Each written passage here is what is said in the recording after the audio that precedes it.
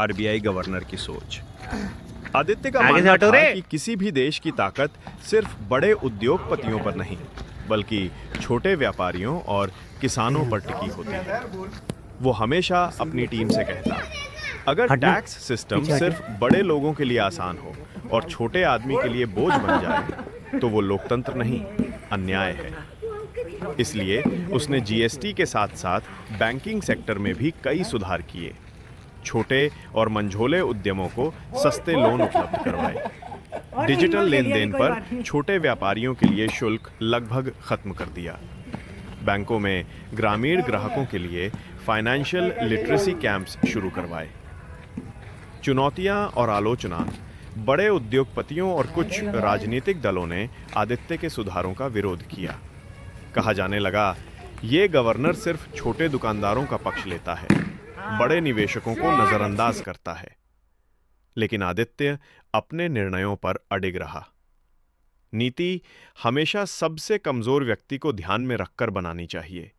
अगर वो सुरक्षित है, तो पूरा सिस्टम सुरक्षित है।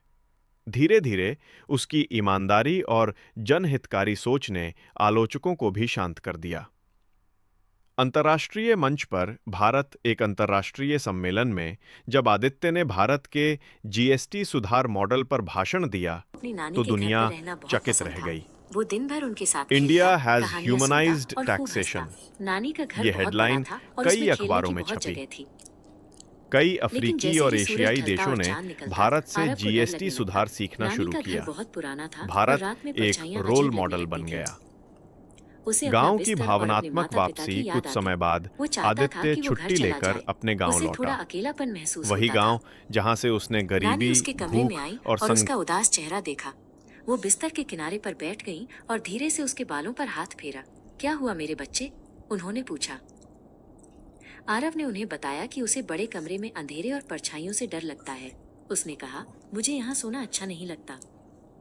नानी मुस्कुराई। डरने की कोई बात नहीं है मेरे बच्चे, उन्होंने कहा। ये परछाइयाँ नहीं हैं, ये तो रात के रखवाले हैं। वो उठी और अपनी अलमारी के पास गई। उन्होंने एक सुंदर मुलायम कंबल निकाला जिस पर तारे और चांद बने हुए थे। ये कोई साधारण कंबल नहीं है, वो कहती हैं।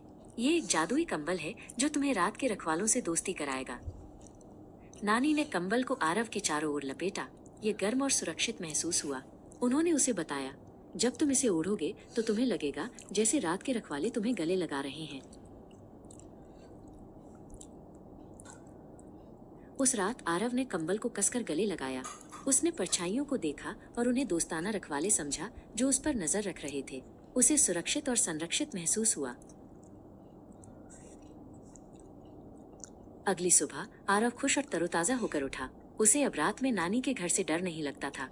वो जानता था कि रात के रखवाले उस पर नजर रख रहे हैं।